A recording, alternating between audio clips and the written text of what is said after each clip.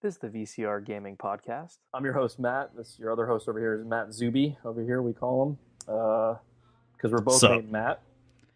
Matt and Matt. Confusing. So we like to use last names. So he goes by Zuby. I get called Butt sometimes. My last name is Butler. So you'll hear us refer to that, or we'll just say Matt. You'll have to keep track. It's up to you guys. Because we don't sound the same at all.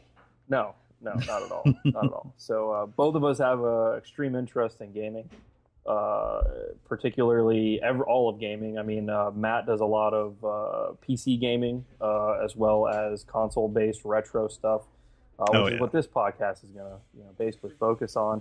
I myself, I don't do as much PC because I am too much of a peasant to afford a good gaming PC, although I have in the past. I've recently been fitting out my retro gaming room. Up to I think 12 systems now, Matt. I counted the other day. Holy crap! 11 of them work. One of them needs some repair. It's a Game Gear that I picked up. Oh shit! Yeah. So we'll see. So that's about it. Both of us work in the tech industry professionally. So forgive us on anything that we get wrong because we don't know what we're doing our day jobs anyways. So pretty much. Shit. Yeah. All right. So let's go ahead and let's do some spotlight stuff on each host. It's a section of the show where we're going to each go over anything that we're up to, personal lives, gaming wise, games you've been playing, stuff you're trying to pick up, stuff like that. Matt, do you want to go ahead and start? Yeah, sure. Basically, what I've been up to is, well, I'm on call this weekend, as you know, and good times. Oh yeah. So hoping that firewall I replaced yesterday doesn't take a crap tomorrow, because that'll just be my luck. Pretty much. But as far as gaming wise goes, I picked up that Uncharted series for PS4. Oh shit! Yesterday. You sent me a pic of that yesterday. That's right. Yeah. I think I'm like, according to the save data, I'm like halfway through the first one already. Hold on, stop. You actually fucking played them? Yeah, I'm actually playing the first one right now. All right, just a little background, everybody. I've been trying to get this guy right here to play Uncharted for as long as I've known this guy, and he refuses. He finally played it. Holy shit. Okay. All right. Yeah, and I'm pretty addicted to it because it's like I played it last night for like 3 hours straight, and then I played like 2 to 3 hours this morning, and I'm almost halfway done with it according to the... So you're saying it's good is what you're trying to tell me? Yeah. I hate you. Wait till the new one comes out and we can play multiplayer. I'm telling you, that game shines in multiplayer. You won't even want to think about single player anymore. Naughty Dog did a really good job of making it different than the other shooters that are out there for sure. Well, if they're as short as... If 2 and 3 are as short as this one, I can see myself picking up 4 pretty quickly, because they've all been... I mean, the first one's been really fun, but you've told me 2 and 3 are way better. Oh my god, 2 is probably my favorite. I felt like they had more heart into 2, like they were trying to really kind of prove themselves. Mm-hmm. You'll beat it in like 10, 12 hours. It's not very long, but it's good. The story keeps you involved. You like it. You have a better appreciation when you do switch over to the multiplayer side. You kind of understand the characters and the people you're playing as and stuff. It's kind of fun. But yeah, they're not very long. Again, they do. I feel like they really shined in the multiplayer, and I think Naughty Dog wanted to kind of, get people into a different multiplayer environment. So that's where they're at with that. And as far as other games I'm playing, I just beat this stupid indie game. I think I told you about Jamestown. It's the airplane game. Yeah, you did. Oh my god, it's stupid now. Oh no, it's stupidly fucking hard. Oh okay. All right. Oh my god. That last level, if you aren't familiar with it, it's a airplane shooting game that's reminiscent of the old Nintendo games like 1942, 1943. And holy crap, it makes those games look like baby games. It is insanely hard. Because hold on, those games aren't easy. No, they're not. Let's be very clear, those games are not easy at all, man. No, but this one that I've been playing, it's so freaking hard. Holy crap. Yeah, and I beat the last level this morning or this afternoon, whatever, and just I don't think I want to touch it again. Man, dude, dude, that's extreme. And it only has 5 levels too. And so that's is it kind of like traditionally, like it's an indie game, but is it like traditionally retro to the fact where it's like in lack of further development or further levels, they jump the difficulty level up? Is that oh kind of yeah, getting at? oh yeah. Well, that's cool. That works. Oh yeah, and the graphics are like Super Nintendo graphics. And, killer! I didn't realize that. I was thinking more like 3D modernist. Okay. No, it's a lot of fun, but holy shit, is it hard. As far as other games, let me think. I mean, I guess the only retro game I'm really been playing right now is Ocarina of Time. Again on 3DS, which the last time I played that, God, I think it was on the 64 when I was like in college or something, and I don't remember anything about it. I just became an adult, and I know I got to go through the first temple, but I don't remember how to get there. So, and I'm trying not to cheat. So a little, since this is the first show, we'll throw you a little background. Matt is absolute Zelda freak. Has every console, every system, almost all of them. I think you're missing like the 3DO stuff or something like that. The CDI. CDI, sorry. Yeah. Matt's very much a Zelda enthusiast. So Zelda and Final Fantasy are probably my 2 biggest series that I love. For sure. And as far as like non-video gaming, I guess we can mention that I'm also a big Magic the Gathering player, and I've got a big tournament coming up next Saturday that I'm going to be practicing for the next week. Some gaming IRL for you guys. Yep. Virtual bullshit. Some RL co-op. No, none of this online stuff. We'll probably touch on this a little bit further on towards the end of the podcast, but Matt does have another podcast. It's doing quite well, I might add, pretty successful. It is a Zuby Magic with Zuby. It's a Magic Gathering podcast. You've got an upcoming little spoiler here. You've got an upcoming pro going to be on that show, huh? Yep. I'm just trying to make arrangements with her and see when she has the time, and that's about it. She just played in a really big tournament this weekend, and I don't know how she did because she hasn't updated her Twitter or anything. But we just have to wait and see.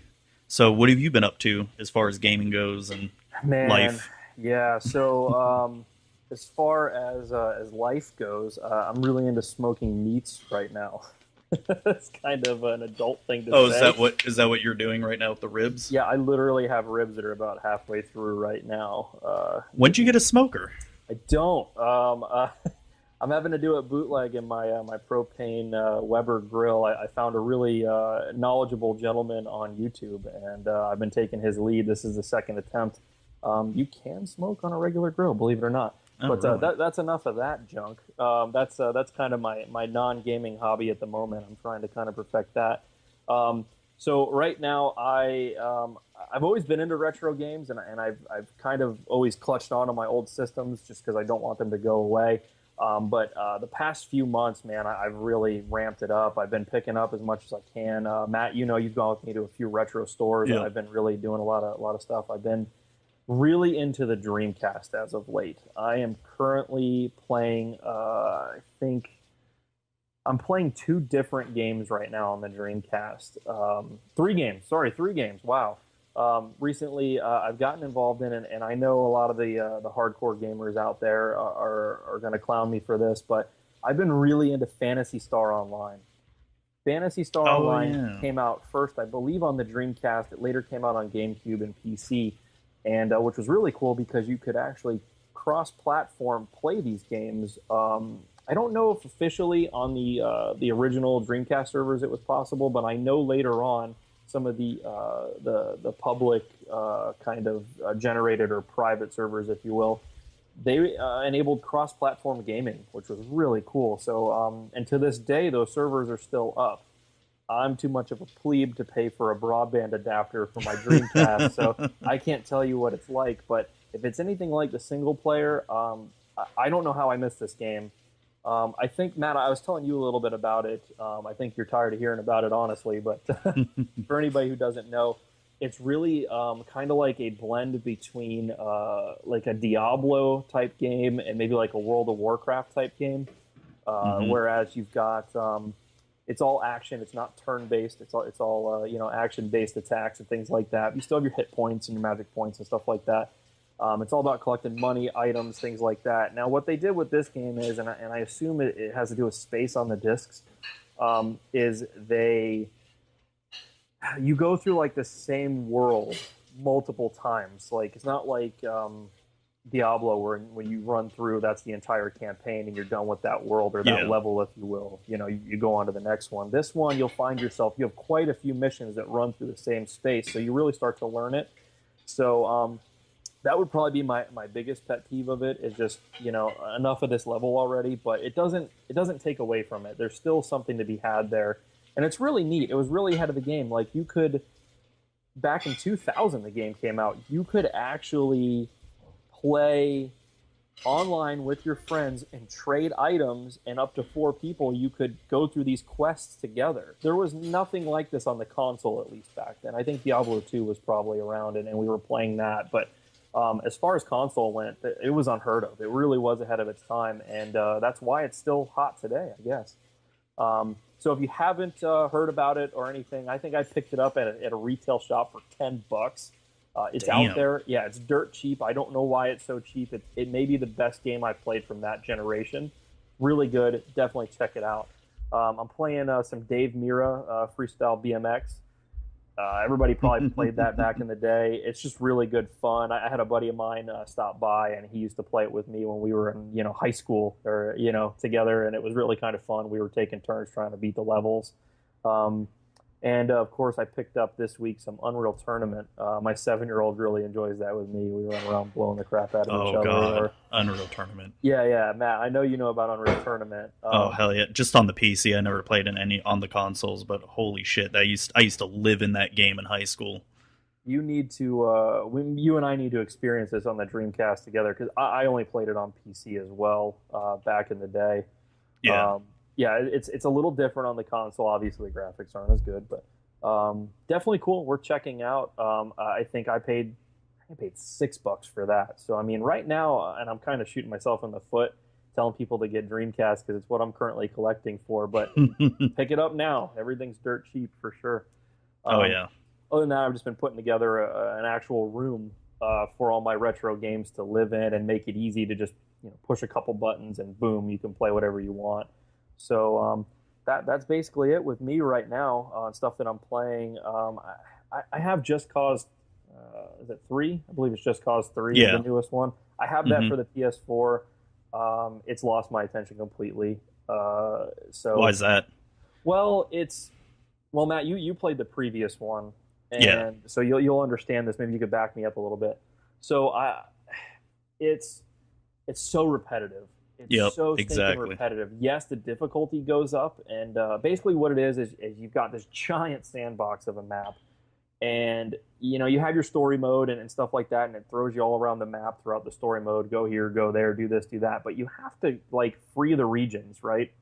Yeah. And it's so repetitive. It's like, destroy this antenna, blow up this this tower, destroy this giant satellite dish, and all they do is as you progress or as you go to more difficult sections of the map, it's just more of it.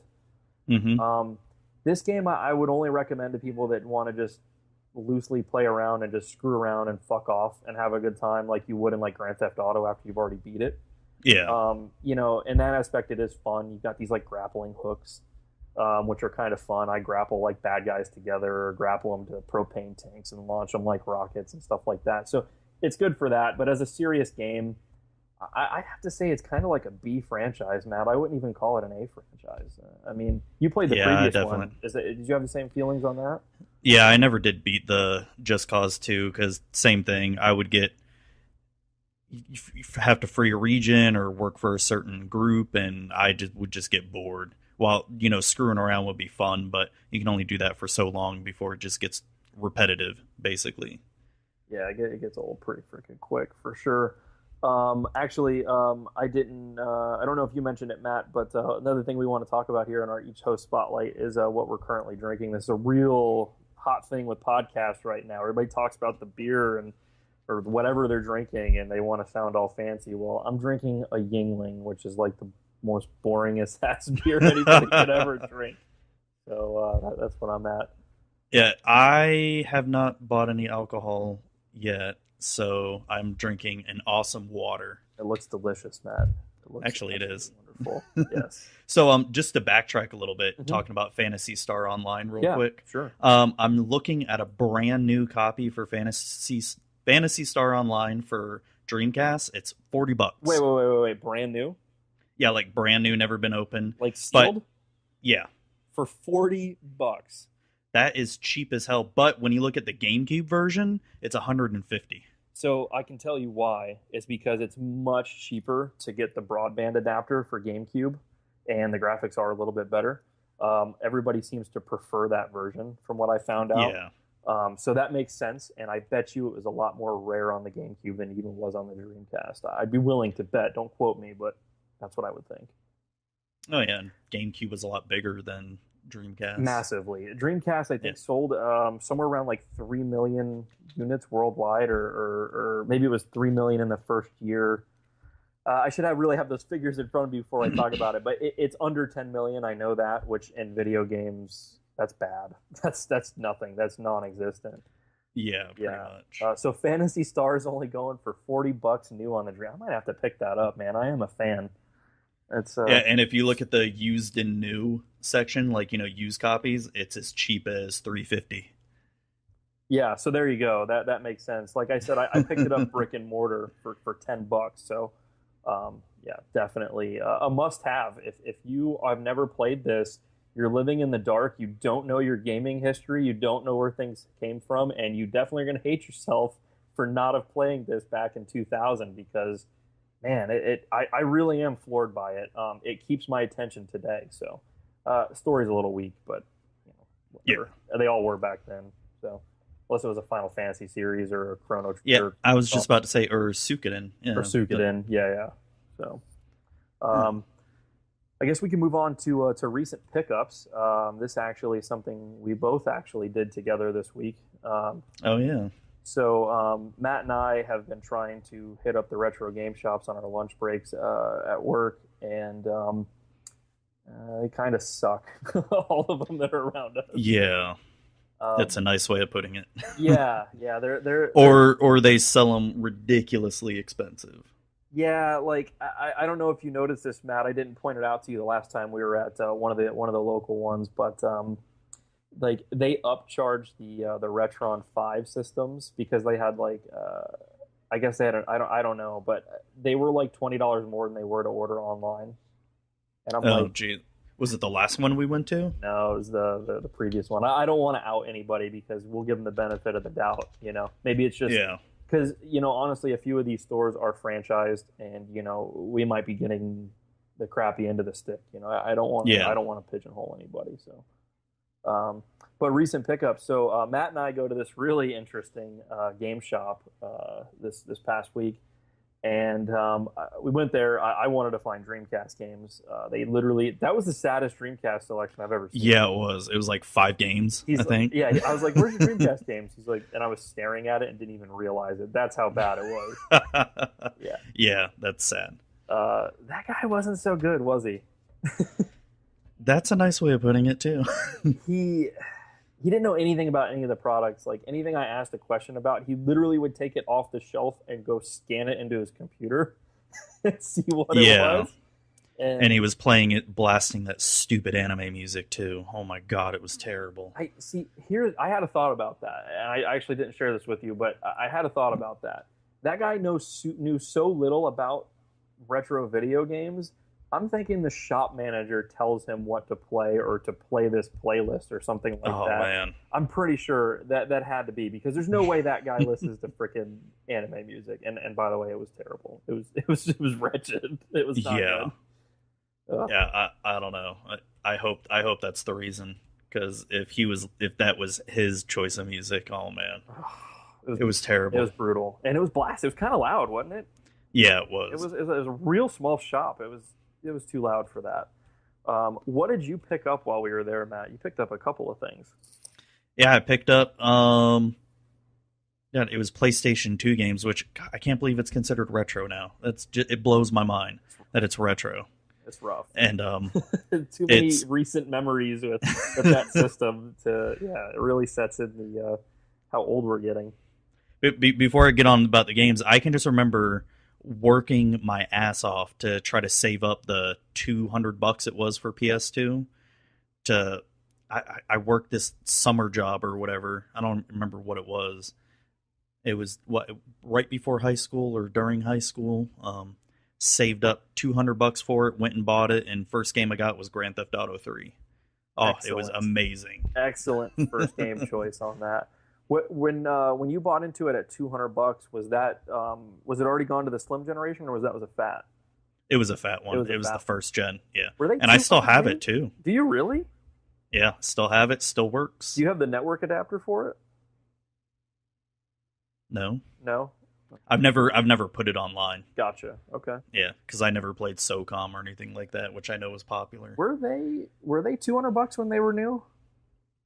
That's what I remember this one was. I know I didn't get it immediately when it came out. It was probably like a year or two after it came out.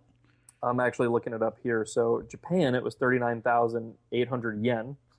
So what's that in America dollars? Yeah, in freedom units, it's 299. So it was 300. So you got it at the first price reduction. I don't remember that system ever having a problem with selling. I could be wrong, but so I'm sure you got it a year or two after. I came super late to PS2. I had some friends that had it. They had the fats. I actually didn't buy a PS2 until it was in the slim model. Oh, you peasant! I know. I did have experience with it and things like that. But, yeah. I don't know how. I had a GameCube at the time, and I had a decent PC, and I never actually looked into it until a buddy of mine talked to me about SOCOM. SOCOM series. I believe it was SOCOM 2 was the first one that was out. Yeah, I think that was probably one of the more popular ones. 2 and 3, I think, were. They were. That was that really set the bar for exclusives. Because if you remember, Matt, the original Xbox had Halo at the time, and it was exclusive to Xbox, and it was crushing. I mean, everybody talked about Halo. Yeah, it was. Halo was, it was a game changer. It really was. It was a great game. And Sony needed to come out with something, and the first exclusive they landed with the studio was SOCOM as far as shooters went. And I wouldn't say it went toe-to-toe with Halo. No, I don't think it. No way, but it definitely was popular. You heard everybody that had a PlayStation and the PlayStation was talking about it, and that's the reason why I got into it. I started looking at like pawn shops and stuff, and they weren't much off, and they didn't have the network adapters. And my buddy was like, "Just get the Slim; it's got it built in," which was like mind blown. So I picked that up, and it was downhill from there, man. I went into a deep dark PlayStation 2 hole. I started buying up every game. I couldn't even tell you how many days or hours I spent playing SOCOM. Funny story, Matt, about SOCOM. So. I was in a clan, and we'd play nightly, but we'd actually have like tournaments about 3 nights a week. And my wife, being the trooper that she is, she would always wait for me to go to bed. Well, she would pass out a lot of times on the couch while we were still trying to finish up a tournament. So one night I'm sitting there, and I had the sound up. I'm trying to hear dudes creep up from behind. Your typical shooterness. And I didn't even notice. Well, all of a sudden, she jumps up out of her skin off of the couch. She's got tears in her eyes, wiping them away. And I'm like, what's wrong? What's going on? What happened or whatever? She's like, I just had the worst dream, that we were being shot at and all this stuff. And there was bombs going off. It was like war had happened around our house and this and that. And I couldn't hold it together. I'm dying laughing. I'm like, my gaming was bleeding into your dream, So at that point, I realized maybe there's a bit too much of this going on, and I started to branch off into some other games. But it was pretty fun, pretty funny story as well. That's where I started with the PS2, and I think it was $199 back then, or maybe it was $149 by that point when the Slim came out. But yeah. Yeah. But yeah, as far as, I guess, going back to what games I picked up 2 games that I had growing up, I think it was probably in high school, and it was Star Wars Episode 3 and Lord of the Rings: The Third Age.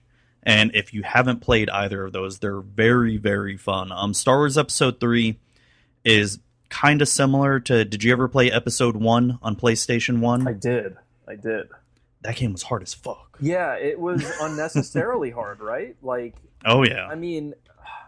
Yeah, a lot of frustration. And, you know, I was really excited for that game when that game came out. I saved money up to buy that game, and I don't think I played it much, Matt, after I got it. It was so stinking hard. I think I played it more later on. I think I came back to that one.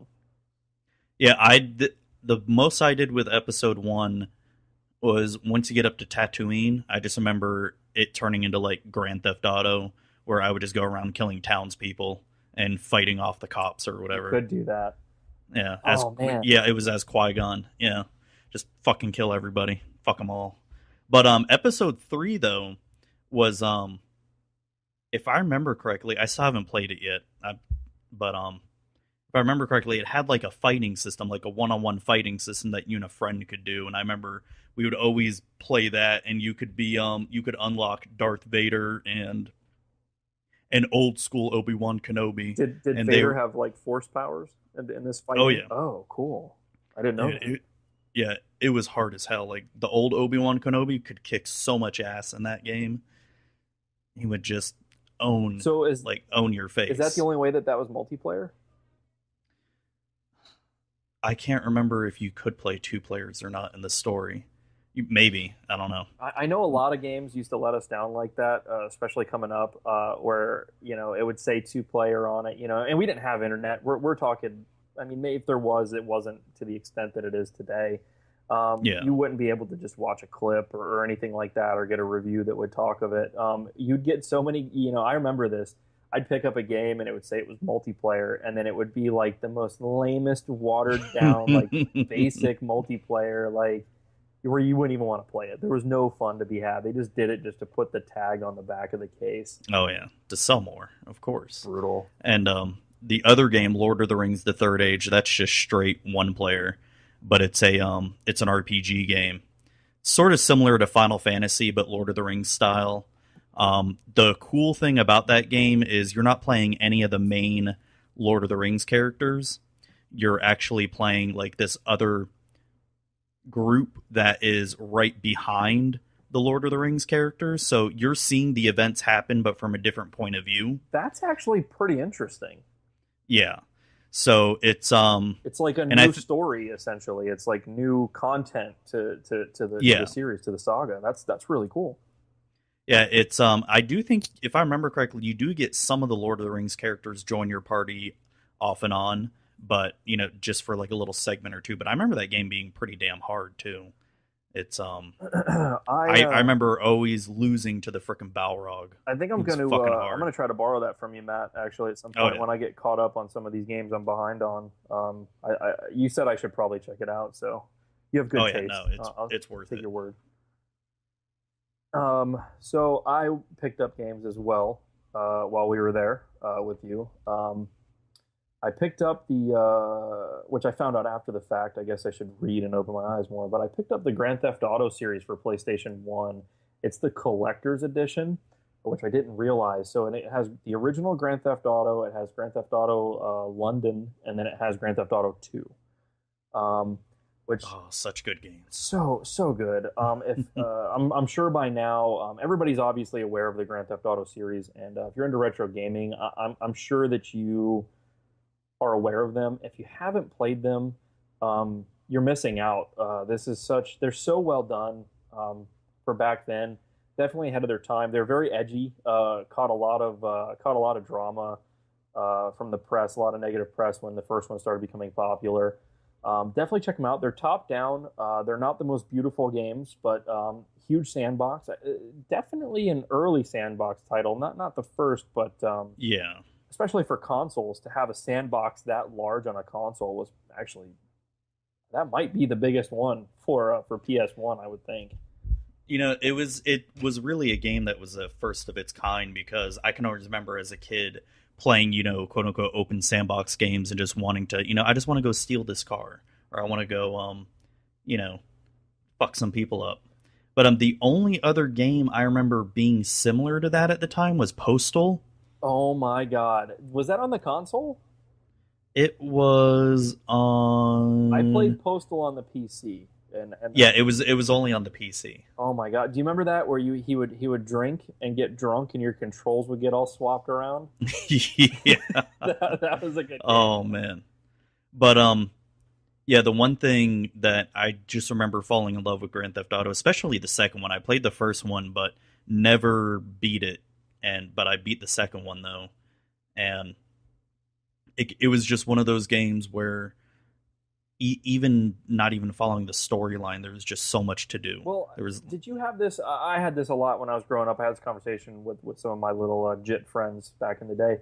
We wanted a game with that kind of freedom. Like we were done with being, funneled in or channeled into a line.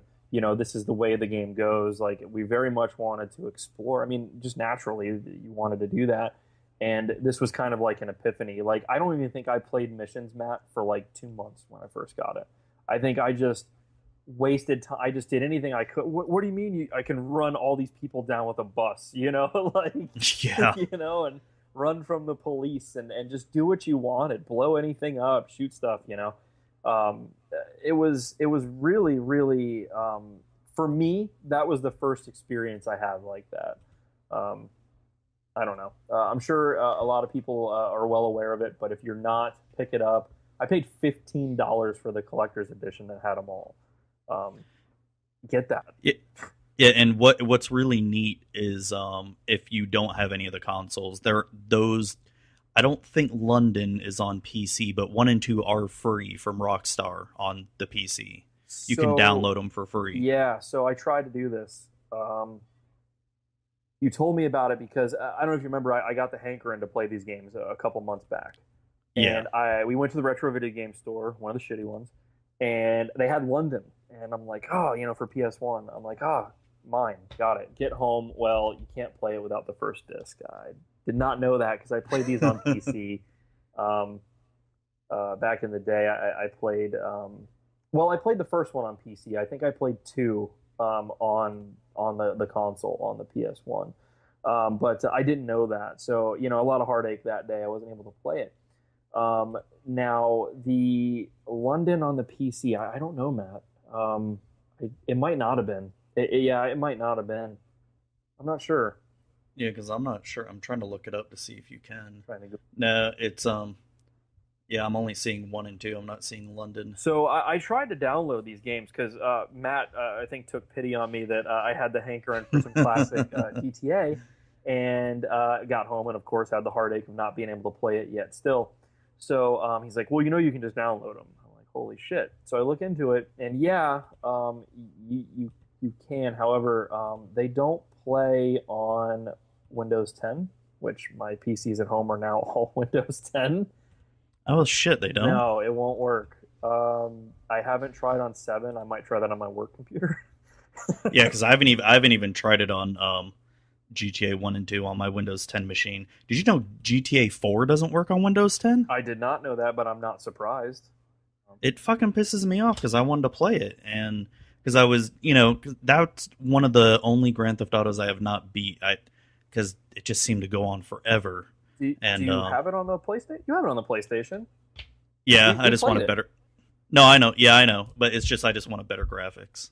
Okay. All right. Well, I wanted to try out some of those mods that graphics really snob. up. Yeah, whatever. Yeah, I am. No, they do, man. I remember that right before GTA 5 came out, there was a lot of videos going around of the high def mods even back then. We're talking a few years ago now. And wow, yeah, I think it looks better than 5 when you start applying all those textures and stuff. It looks extreme. You'll need a powerhouse of a PC like yours, though, Matt, to take advantage of that. and peasants like you can't do that. So yeah, so if you have Windows 10, you cannot play 4 at all, which sucks. Yeah, it's really weak, really, really weak. It is. Also, recent pickups. I don't know if anybody's aware, but if you have retro video game systems, I hope you do, listening to this podcast. If you need cabling, component cable, any of those, 3 RCA type cables, or even the old school RF where it hooks up to your cable jack in the back of your TV. Almost every single retro video game shop has every single connector for every single system in stock. Yep. And they're like $10. You look on Amazon, you'll get them for about $6, and then some of them you add shipping for. For convenience, I mean, pay the extra $2-3. Pick them up locally. If you're having trouble switching your cables back and forth, this is just something that I recently discovered. I want to make sure everybody's aware. It's super easy. Just go buy them. Go buy the cable you need and live in pain no longer. There's no need. I was switching between my Super Nintendo and my GameCube. They use the same plug. Yeah. Back and forth. And, I'm at the retro video game shop yesterday, as a matter of fact. And, $10. I'm like, yeah, I'll fucking have that. Screw this. Yeah, definitely. So, no, you remember when I got that Genesis for $10 and it came with like 5 games? Man, fuck you and your $10 Genesis, first of all. All right, you asshole. Yeah, I know. And, but the cool thing about it, it wasn't cool, but it came with none of the cables. So just like what you were saying, I went to the local game store around here and spent $20 in cables. And that was the power cord as well you're referring to. Yeah, power cord and the video cord. I should have said that. You're right. You can even get the power cords for all the systems. So if you're a cheap ass like me and you have a PlayStation, though, I had the power brick, but I didn't have the cord that plugs into it. You know how it's like a 2-piece setup for the PS2? So I found one that's very similar, but it's got a box end on one side, and if you look at your PS2 power supplies, you'll see they're round on both ends. Mine had a box on one side, and it would not fit in. Well, I recently picked up a new bench grinder in my garage, so I ground that shit down and jammed it in. Oh my God! Why am I not surprised? Whatever, man. Whatever. it works. Yeah. I put my professional reputation on it. It'll be fine. Look for me in the news tomorrow for my house burnt down while I was asleep, though. Anything else on recent pickups? It's not super recent, but again, I picked up my Dreamcast. $20. I got like 7 games with it on a local Facebook group from my neighborhood. So you guys check that out as well. Deals to be had. Matt was a little jelly, I could tell. I told him I paid $20 for a Dreamcast with 3 controllers, 2 VMUs, and 7 games. $20. The console alone it's 40. Insane. Yeah, the console alone is 40 everywhere you look. So definitely look there. That's about it for me for recent pickups. Matt, is there anything else that you've gotten recently that I'm unaware of? I mean, I got 2 other Zelda games a couple weeks ago. Wind Waker HD and the Twilight Princess HD on Wii U. So would we consider those retro? Well, they were originally on the GameCube. Yeah, but you're playing them in HD, like fucking SpongeBob Fancy Pants over there. But it looks way better. I'm sure it does. All right, well, we'll chalk them up to retro. Any other pickups? I don't think so. Okay, all right, well, no worries there. We can definitely move on to the news if you'd like. I'm trying to pull up the list of stuff I sent you. So I can go ahead and start. One of the things I sent you, Matt, did you look at the SNES Flappy Bird? Yes, I actually watched the video of the guy, and I just want to know, how did they even figure this out? Okay, so I can shine some light on it. I've seen this. They call it RAM loading or something like that, where they're loading the system RAM up with commands via some exploit in the game. Who knew you could do this? Which, this might be why we would have like weird glitches and stuff back in the day, Matt. Is because maybe this was happening inadvertently and stuff like that, where you bitch at the game, like, son of a bitch, Mario, you fucking asshole. I hit jump, and he didn't jump. That might be something there to it. But where I've seen this before, and it's kind of popular, is these speedrunners. Have you seen them do this to the same game, to Super Mario World? I've seen I haven't really seen Super Mario World, but I've seen a lot of Ocarina of Time speedruns and Link to the Past speedruns, and it's something very similar where they exploit a certain thing and they can like jump around the stages and all that. Right. So what they're doing is they're the Super Nintendo on the Super Mario World. they're doing what they call, RAM loading or something to that effect. I might be butchering that a little bit, but essentially they're just exploiting ways to put commands in to kind of cheat the system. So where I saw it first was they were doing speed runs, where people were doing legit speed runs, just trying to beat the game the fastest way possible. And then these guys that are, I'm assuming they got to be programmers, are they found ways to beat the games faster by basically glitching their way through to right to the end of the game and setting these new record times. So they've actually, when you look at speed running stuff now, they kind of differentiate, because there's the traditional way of actually playing it, and then there's these ways of kind of loading the RAM. So that's where I saw it before. But this guy freaking sits here and spends quite a few minutes with. I think he had a multi-tap. Did you see the multi-tap when he showed his system? No, I didn't see that. So if you look at the video, and when we'll shoot these links out on the Twitter when this goes live, Matt, to the video for this. He said it's just basic hardware, but he did have a multi-tap plugged in. I don't know if it was necessary or not. I think I only saw 2 remotes anyways. Maybe it's a way to exploit it. I don't know much about the programming, but he says he uses regular hardware, and he sits there for a few minutes, and he puts in all these weird... It looks like he's trying to die, basically, in Mario. He's doing all this weird shit. And all of a sudden, magically, poof, out of nowhere, he's playing Flappy Bird as Mario with right in the game, like on actual hardware. And I got to give it to him. That's pretty freaking neat. I haven't seen the RAM loading done to that level yet, so pretty cool. SNES code injection is what I'm pulling up on the screen. I'm sorry for butchering the shit out of that. Code injection, they call it. Yeah, it looks like... somehow, when I was watching the video of how the guy was doing it, if you look at to where the coins were, it sort of gave off these certain coordinates he would have to follow to be able to inject the code in certain areas, and he would just have to repeat it over and over again to get the Flappy Bird injection in there. Gotcha. And then once he finished, those series of whatever he was doing, it just would freeze up and then just show Flappy Bird. Gotcha. It's insane. I think the term 300K of instructions or something like that was used. He knows how much he's got to be programming. It's got to be a programmer. He's got to have looked at the code of this game. I mean, there's no way. Well, from what I understand, I think it's assembly code. Which is just machine code. Yep.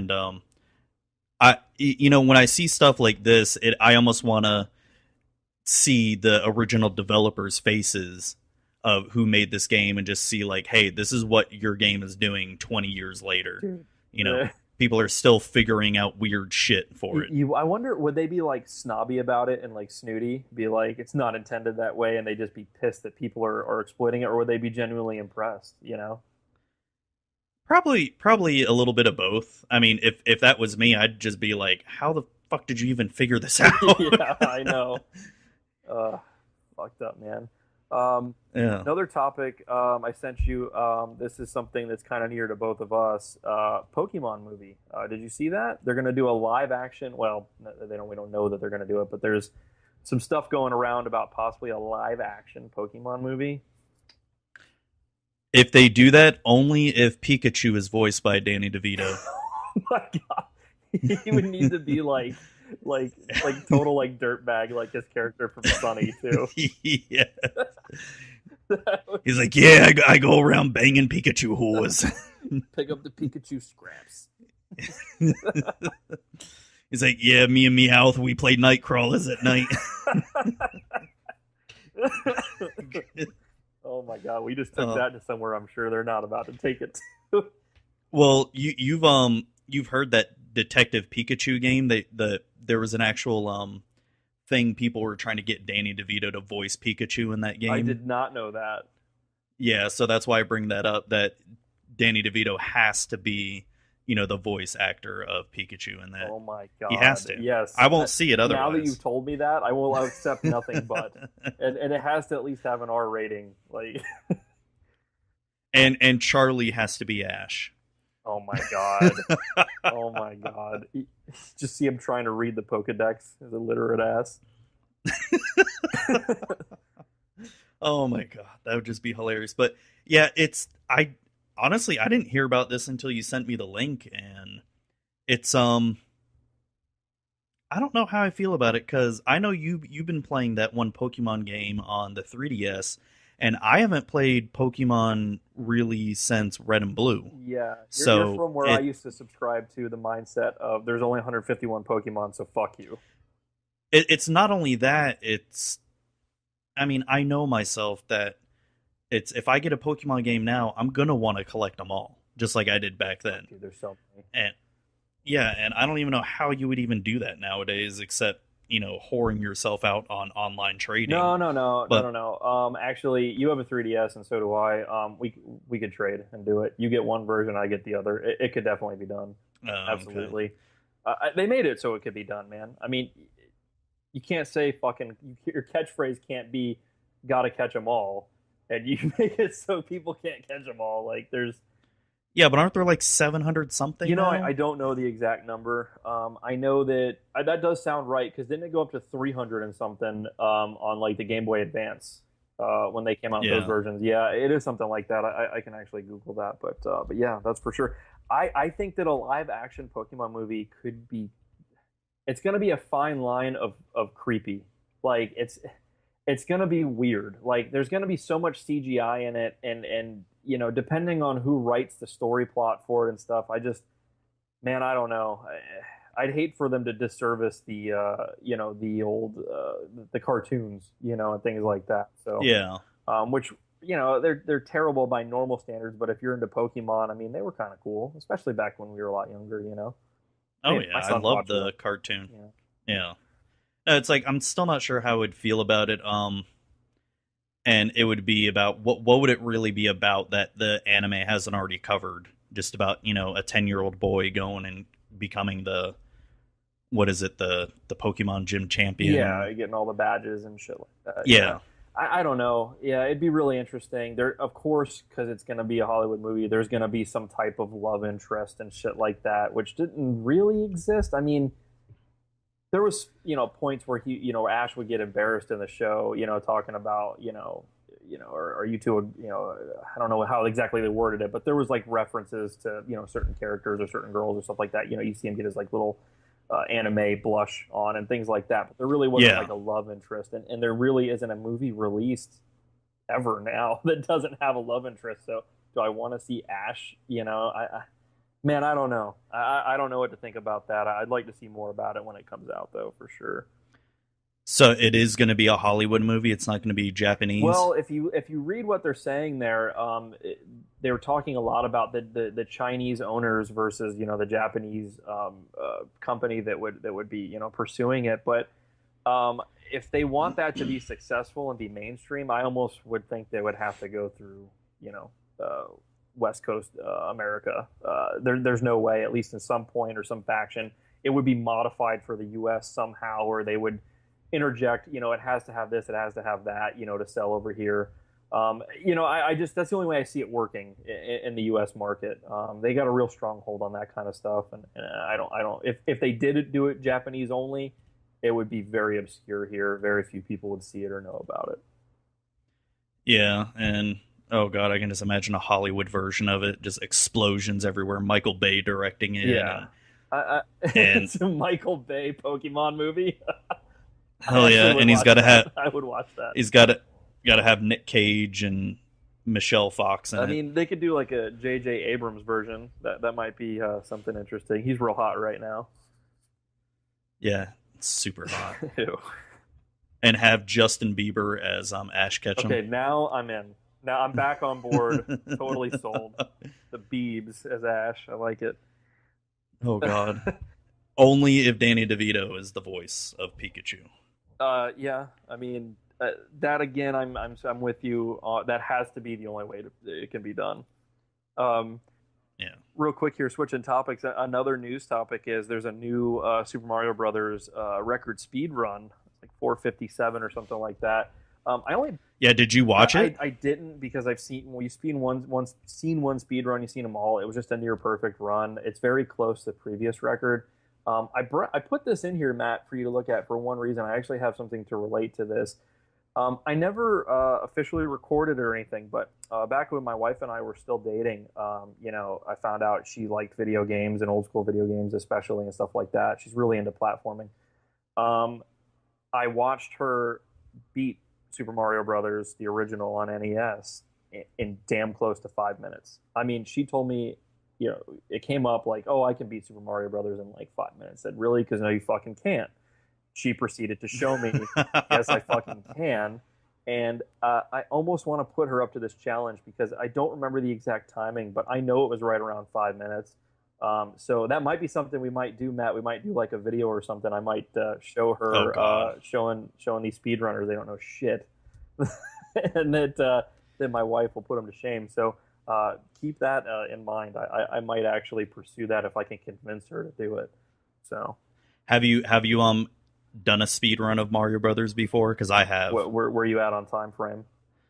God, the last time I did it, cause I did it a lot when remember when I got the Nintendo again, and I was telling you I was like I'm playing it over and over again. Oh, yeah. I think I got up to, I think my best time was like 5 minutes and 30 seconds or 5 minutes and 45 seconds. Yeah, you're in that realm. You're in that neighborhood. Where can you shave 45 seconds or so off though? That's a lot of time.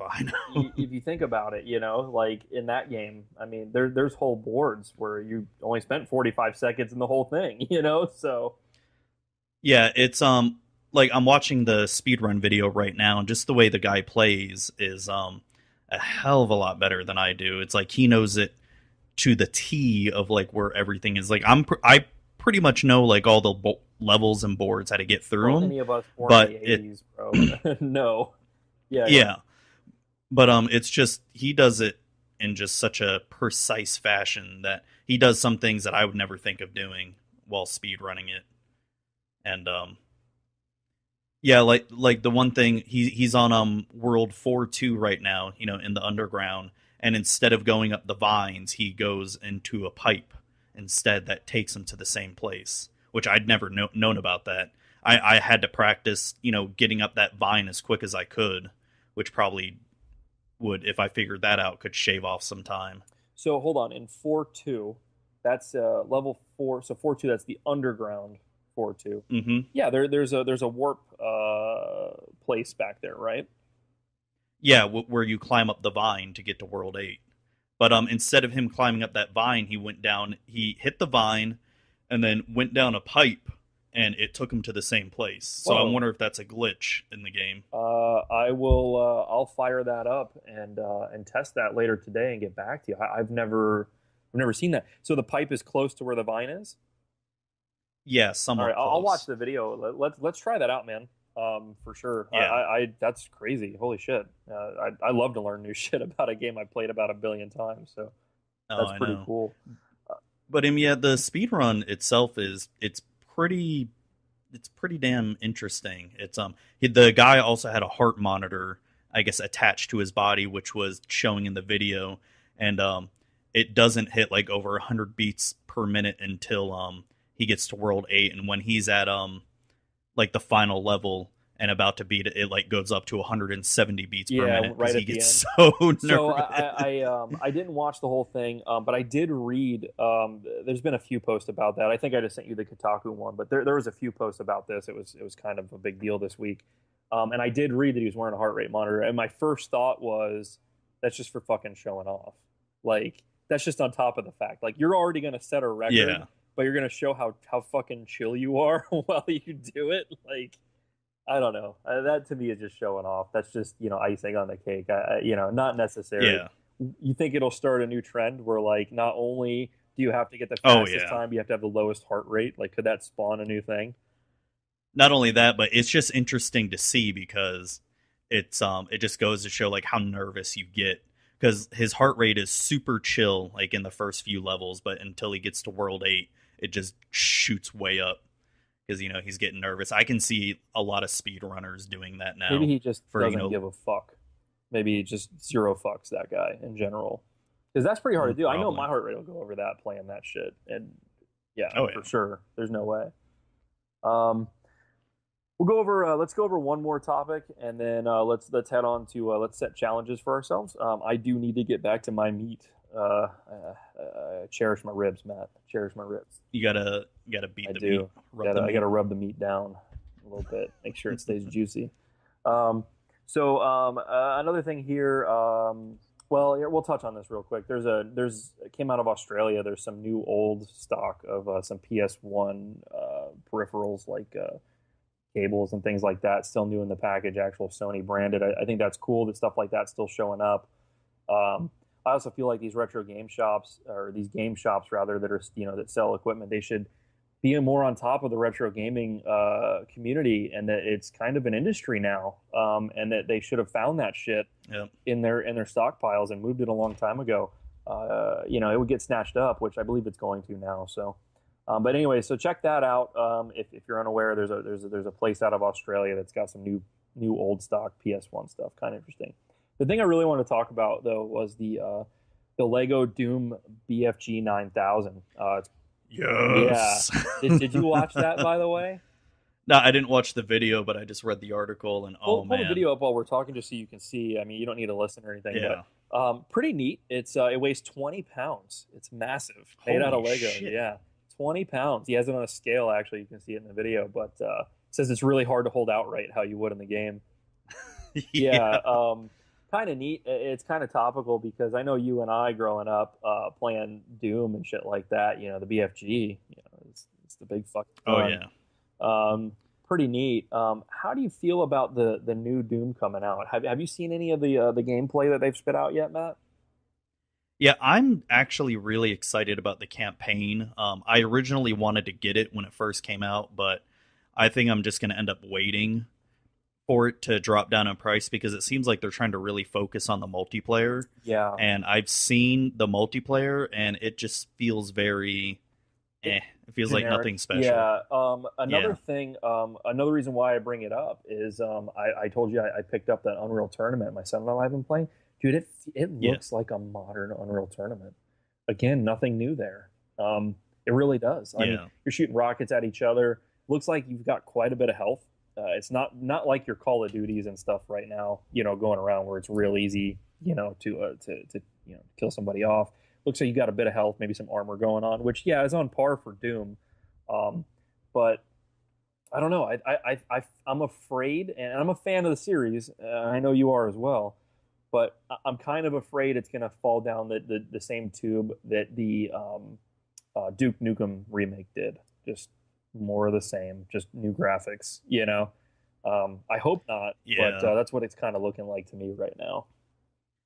Yeah, I agree. And I picked up the new Duke Nukem for PC when it was like $3 or something. And while I would have, while I would have hated to have paid $60 for that, I just feel like for like a $3 game, it's not bad. I think you overpaid at $3, bro. I'm going to tell you right now, I bootlegged that shit and it's terrible.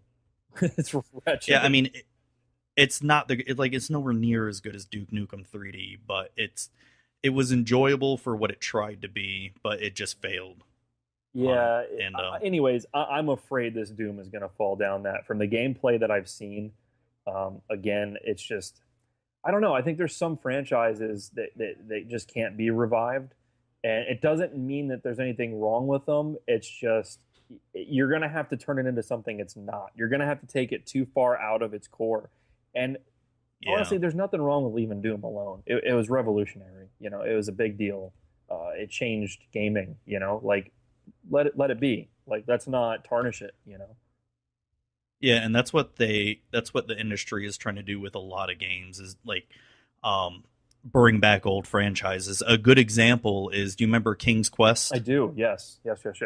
The old point and click adventure game. They recently released a new King's Quest game. Well, I haven't played it. I haven't played it, but I've seen gameplay footage of it in the trailer. It just, I don't know. It's, one, why did they even try to release a new one? And two, it's like, can't they just leave it alone? No, they can't. No. I mean, it doesn't even look that great. I mean, to me, King's Quest is all about shitty graphics and terrible hard-ass puzzles. Dude, you fucking summed that up perfectly, by the way. That's exactly what that shit is, too. Yeah, but I just don't like, And I understand, the industry's got to make money and they're going to profit off of, nostalgia and all that. Oh, yeah, for sure.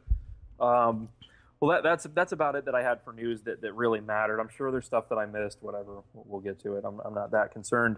Let's move on to challenges. So let's pick something that we haven't necessarily played or maybe beaten before, Matt, each. And let's go at it. I'm looking... Have to be a retro game? Got to be retro for this round. You just beat an indie game, so I'm not going to let you go down that road. Let's see. So I'm going through my box of SNES stuff right now as we speak. And, God, some of the shit's really fucking hard, man, to be honest with you. Like what? Well, let's see. I've got Super Ghouls and Ghosts. Fuck that. No. I can't even beat the Nintendo one. So, like, when they make a sequel, they fix what's wrong with the first one, right? This is something Matt and I talk about a lot.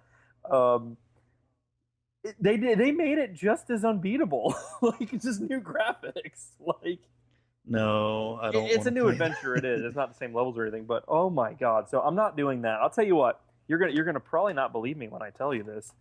I never beat Earthworm Jim before. I don't think I've ever beaten. It's really fucking hard, actually. Yeah, I can get about halfway through it, and it's impossible. So I'm showing Matt right now on Skype. I've got the actual cart for Super. I'm going to try my ass off before the next podcast to beat this game. So is this challenges we're putting for ourselves or just for this round? Okay. I think that going forward, you and I will try to do a pickup or something that we might both have, and we'll both try to go at it. But let's see what we can do if either one of us can actually, achieve our goals this week, and it'll give us something neat to talk about as well. Oh, yeah. God. Well, it also probably going in future episodes where we give each other challenges, like, oh, you've got to beat, Earthworm I'll tell Jim. I'll tell you what, Matt. Let's do that right now. As a matter of fact. All right. Let's do that right now. Bring I'm gonna it. put out some impossible ass shit. Okay. Right now, and I'll let you pick which one I'm supposed to try and beat, or you can set a challenge of try to X amount of pickups or whatever the case may be. Let's see. Oops. Shit. I hope I didn't just lose you. No, you're still there. Cool. All right. All right. So I'm going to throw Contra Spirits out there, which is a remake cart. But if you want to tell me to do it without continues or something, we can work that out. Let's see. What else do I got? I got a bunch of shitty stuff in here. A bunch of terrible ass games. All right. So is it only games that we own? We can't emulate anything? Totally can emulate. Okay. All right, I'll tell you what, man. What I've picked out is 3 different games here, but I can emulate pretty much any Super game or NES game or whatever. If you want to give me something that I'm not picking out for myself, that's fine too. Just make it something that might be possibly achievable. Okay. Right, I got one. Go. It's a Nintendo game, so you'll probably have to emulate it. Do you have a controller for your computer? So I'm going to emulate that you can my use? Wii because it's hacked, and I already have the entire NES collection on it, and the Wii remote's close enough to an NES remote, so that's fine for me. Yeah, no, that would be fine. Have you ever beaten the game Kung Fu? Oh my god, no. I don't think I've even played it. You got to beat that game. Wait. Is this one of like the original releases? Okay, yeah. I've seen it. It's very possible to beat. I beat it probably about a year ago, and it's a pretty short game. It's only 5 or 6 levels, but it's pretty damn hard. All right, I accept that challenge, Matt. I will try and beat Kung Fu.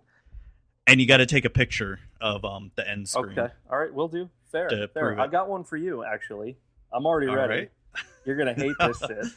Oh god! I want you to. I can let you borrow this if you need to, but if you want to just find it and emulate it, that's fine too.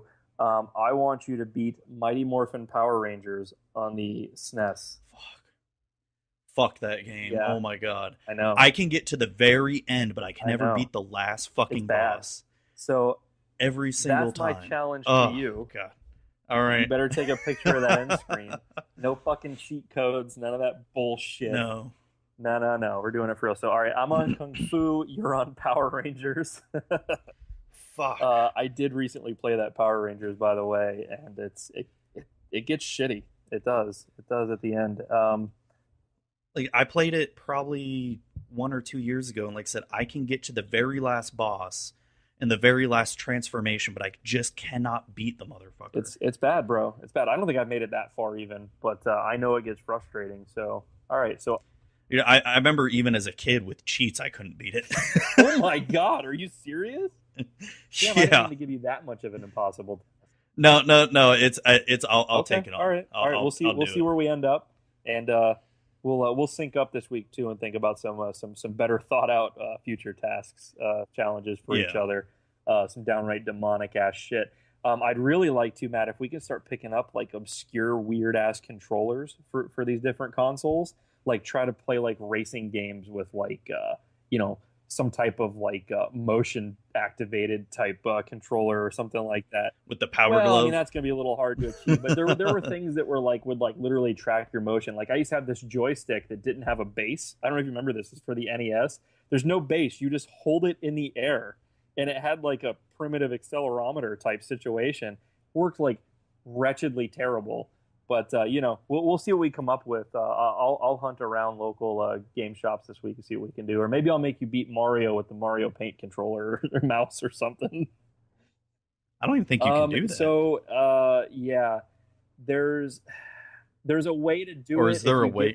There's some weird. It's really hard to find. There's some adapter to do it where you can do it through emulation on your PC. I'll have to research that, but something along those lines. So.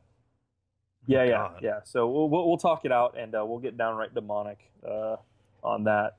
So basically, that kind of wraps it up. We'll go into the outro here. Any upcoming events or guests? So I've actually, Matt, I've reached out to a friend of mine who happens to have a Sega Saturn. He lives actually in between you and I, so it's totally doable. Maybe we can set up in the upcoming weeks. You and I pop over there. And do some Sega Saturn. I don't know. That might be a thing, and then we could possibly invite him on to kind of talk about it a little bit. Maybe we'll get a little segment with him as well. Matt, do you want to go ahead and give a shout out to your podcast, your social media, all that kind of stuff? Yeah, sure. I have my Magic the Gathering podcast, as we mentioned earlier, Magic with Zuby. I have the show. The show is currently available on iTunes and Stitcher. And it's also on a Magic the Gathering podcast network called mtgcast.com.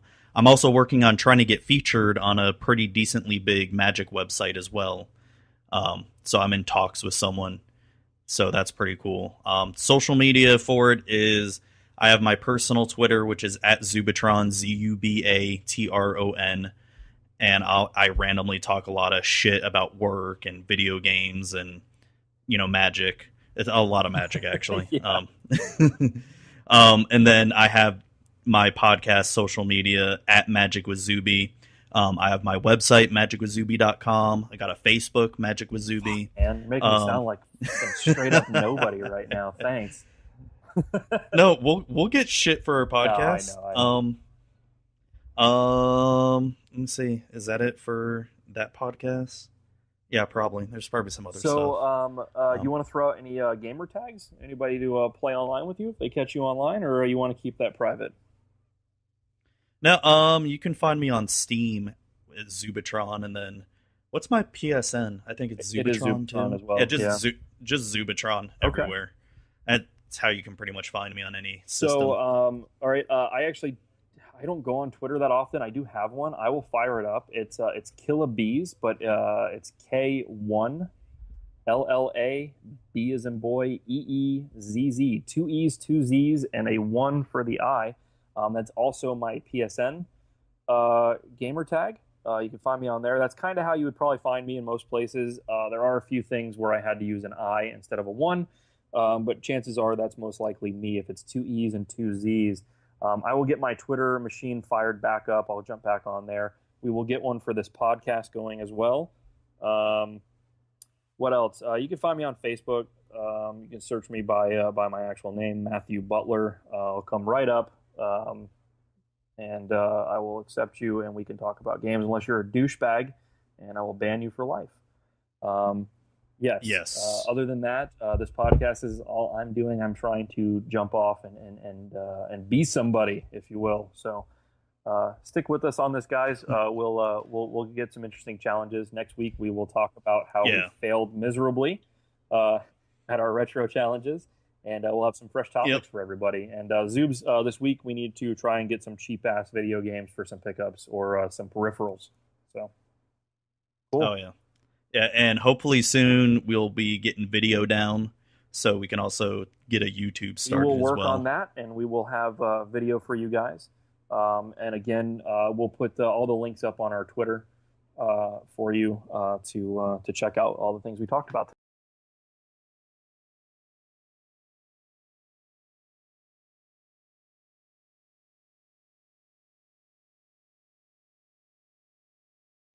Hey all, if you enjoyed the video, be sure to like and subscribe below. Don't forget about my weekly Magic the Gathering podcast, Magic with Zuby, which can be found on the channel or on iTunes, Google Play, Stitcher, TuneIn Radio. If you liked what you watched, you can also be sure to check out my Patreon as well.